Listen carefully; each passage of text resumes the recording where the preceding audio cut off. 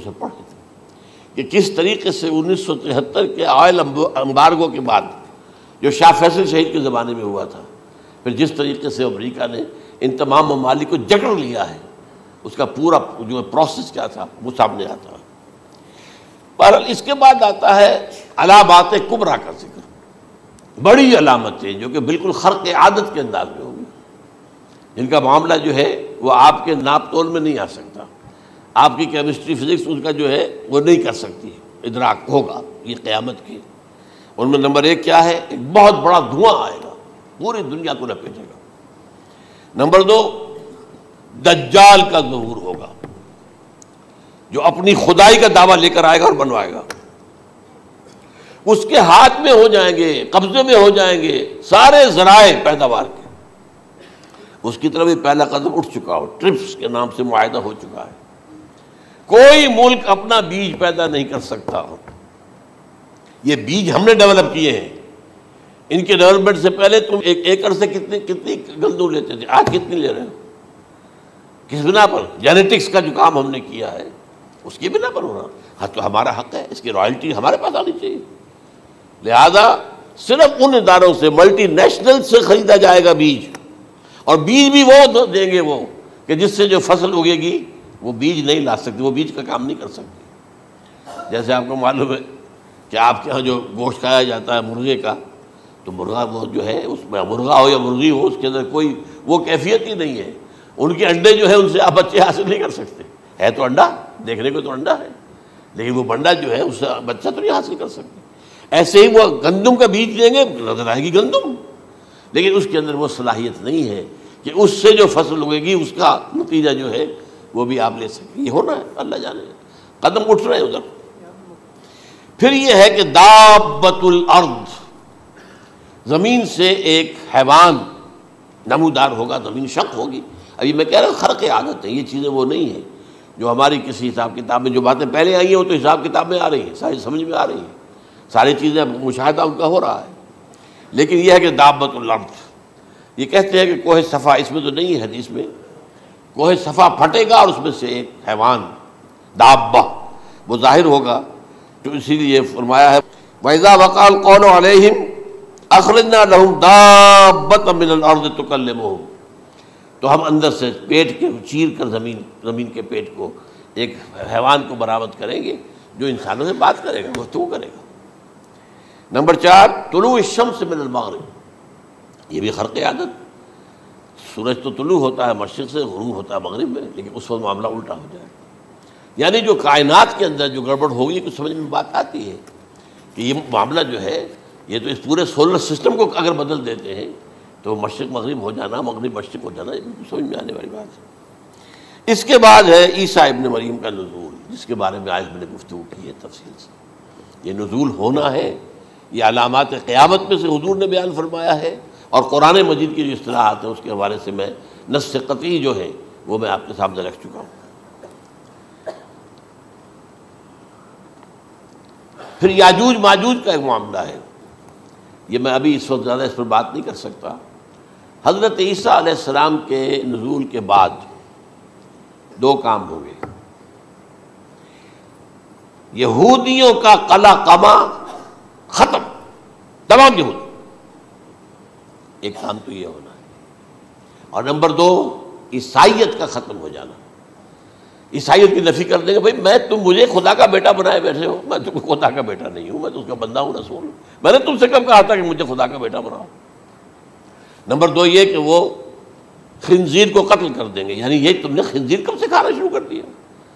میں تو تم کو نکاح اجازت دے کر گیا تھا، یہ تو شریعت موسوی میں حرام تھا، اور میں کہہ کر گیا تھا کہ یہی شریعت تم پر لاگو رہے گی، ہاؤ کم تم نے کیسے یہ؟ آج بھی بہت سے رومن کیتھولکس جو ہے وہ سور نہیں کھاتے، وہ اس میں ہے ان کے اندر کچھ نہ کچھ بعض جو ہے جو حضرت عیسیٰ کی تعلیمات کا کچھ اثر ان کے ہاں ہے۔ میں تو ایک مرتبہ، یہ 1971 کی بات ہے، 4-5 دن کے لیے برسلز میں رکا تھا، اس لیے کہ وہاں مجھے ایک صاحب نے خط لکھا تھا کہ وہاں ایک نوجوان ہے، ابھی اس ایمان لایا ہے، اور اس کے کچھ مسائل ہیں، ہم کوشش کر رہے ہیں ان کے مسائل حل کریں، آپ بھی جا رہے ہیں۔ میں انگلینڈ جا رہا تھا تو واپسی پر آپ ان کے یہاں چند دن ٹھہرے، میں حیران ہوا، ویسے اس نے مجھے اپنے گھر ٹھہرایا نہیں، اس لیے کہ ماں باپ تو اس کے کرسچن تھے، اور پولیس کا چیف آفیسر اس کا باپ تھا، چیف آف پولیس فورس۔ اس نے مجھ سے ایک دن کھانے پہ بلایا، میں سے ہوٹل میں ٹھہرایا مجھے، اس نے کہا آپ اطمینان سے یہاں کھانا کھائیں، اس گھر میں نہ آج تک کوئی شراب کی بوند آئی ہے اور نہ ہی کوئی بوٹی آئی ہے سور کی۔ Roman Catholics. اب اکلوتا بیٹا تھا یہ عبدالعزیز، اس نے بعد میں نام رکھا، وان کینٹر اس کا نام تھا جو کہ اوریجنل تھا، پھر اس نے نام رکھا عبدالعزیز وان کینٹر، پرانا نام بھی حال رکھا۔ نہایت نیک، نہایت خوبصورت، 28 سال کی عمر تھی، اور اس وقت میں نے دیکھا تھا کہ اس کی فقہی معلومات جو ہے میری معلومات سے 10 گنا زیادہ۔ اس کی وجہ کیا ہے؟ وہ گیا تھا موراکو میں ایز اے ٹیچر ملازمت کرنے، پیسہ کمانے، وہاں وہ مسلمانوں سے اس کا ہوا رفع ضبط ہوا، اسلام کی تعلیمات سامنے آئی، اسلام لے آیا۔ اب اکلوتا بیٹا ہے، اب ماں باپ جو ہے کرسچن کیتھولکس۔ جب وہاں سے واپس آیا تو پھر کہتے ہیں کہ ہمارے درمیان ایک معاہدہ ہے، وی آر لیونگ ٹوگیدر، لیکن یہ معاہدہ ہے ہم مذہب پہ بات نہیں کریں گے، بس باقی جو بھی ہے وہ ساتھ رہ رہے ہیں۔ لیکن میں حیران ہوا، مجھے معلوم نہیں تھا۔ اچھا، اس کے بعد اس نے جب اسلام کا فیصلہ کیا تو اس کے سامنے سوال آیا کون سی فقہ اختیار کروں؟ تو اس نے بڑی جو ہے تھورو اسٹڈی کی ہے تمام فقہوں کی، کمپیریٹو اسٹڈی، ان کو کرنے کے بعد پھر فائنل فیصلہ اس کا یہ تھا کہ حنبلی فقہ میں اختیار کروں۔ چاروں فقہوں میں سب سے لیٹسٹ حنبلی ہے، یعنی حنفی نمبر 1، پھر مالکی نمبر 2، پھر اس کے بعد شافعی نمبر 3، پھر یہ امام احمد ابن حنبل ہے۔ اور امام احمد ابن حنبل کے زمانے تک احادیث بہت بڑے پیمانے پر جمع ہو چکی تھی، جبکہ ابھی حضرت امام ابو حنیفہ کے زمانے میں کوئی اتنا زیادہ جو ہے حدیث کا بھی ذخیرہ نہیں بنا تھا۔ اسی پر تو لوگ حیران ہوتے ہیں کہ زیادہ حدیث امام ابو حنیفہ کے علم میں نہیں تھی، لیکن مجال ہے کہ ان کا کوئی فتویٰ جو ہے کتاب و حدیث کے، کتاب اور سنت کے خلاف ہو۔ اگرچہ انہوں نے صاف کہا کہ اگر تم پاؤ کوئی ایسی سچی حدیث، پختہ حدیث جو میری کسی رائے کے خلاف ہو تو میری رائے کو دیوار پر دے مارنا اور اس صحیح حدیث کا پیروی کرنا۔ لیکن ویسے اس کے بعد یہ کمال یہ ہے کہ بہت ہی کوئی شاذ معاملہ ہے کہ جس میں ان کا کوئی فتویٰ وہ کتاب و سنت کے منافی ہو یا سنت کے منافی ہو۔ کتاب پہ تو سوال پیدا نہیں ہوتا، کتاب تو ساری ان کے سامنے موجود تھی۔ اس کے بعد یہ ہے کہ یاجوج ماجوج، اصل میں بتا رہا تھا آپ کو کہ جب عیسائیت بھی ختم ہو گئی، یہود ویسے ختم ہو گئے، استیصال ہو گیا، جڑ کٹ گئی، اب عیسائیت گویا کہ اسلام میں ضم ہو گئی، عیسائیت مذہب ختم، یہودی خود ختم۔ اب یہ طاقت کتنی ہو جائے گی؟ تقریباً 2/3 دنیا آ گئی، تمام اب عیسائی 2 ارب کے قریب ہیں، 1 ارب 90 کروڑ ہوں گے، یا مسلمان بھی 1,50,60 لاکھ ہیں، دونوں کو جوڑ لیجیے کتنے ہو گئے؟ 6 ارب کل آبادی ہے۔ لیکن اس کے بعد آتا ہے یاجوج ماجوج کا خروج۔ یہ یاجوج ماجوج میرے نزدیک چائنا اور رشیا ہے،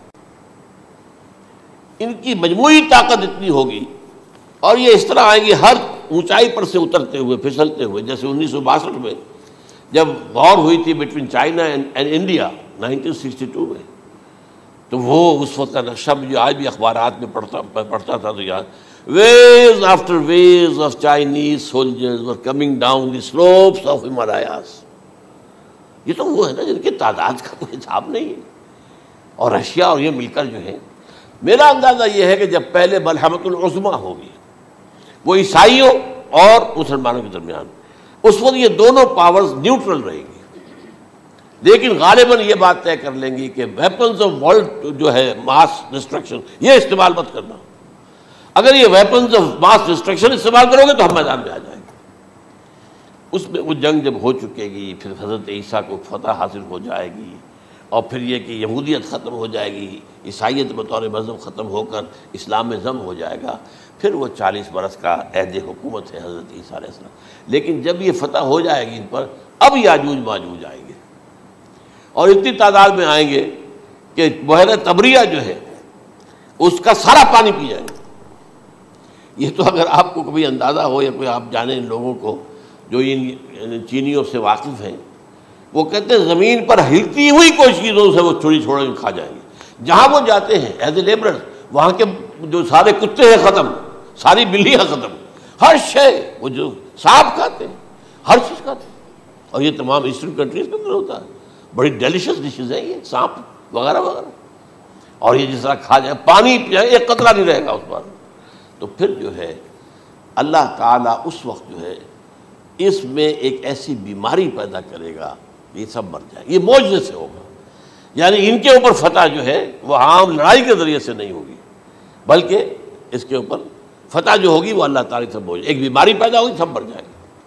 اور اس کے بعد اللہ تعالیٰ ایسے پرندے بھیجے گا بڑی لمبی لمبی گردنوں والے، وہ ان سب کو کھا جائیں گے، جیسے ہمارے ہاں گدھ ہوتے ہیں، وہ ان کو صاف کر دیں گے۔ ورنہ تو یہ ہے کہ پوری دنیا کے اندر جو بدبو اور جو پیدا ہوتا معاملہ اس سے، تو اس نوع انسانی کی بقا ممکن نہیں تھی۔ ان کے خاتمے کے بعد پھر یہ ہوگا کہ حکومت اسلامی جو ہے پوری دنیا میں حضرت مسیح علیہ السلام کی ہوگی۔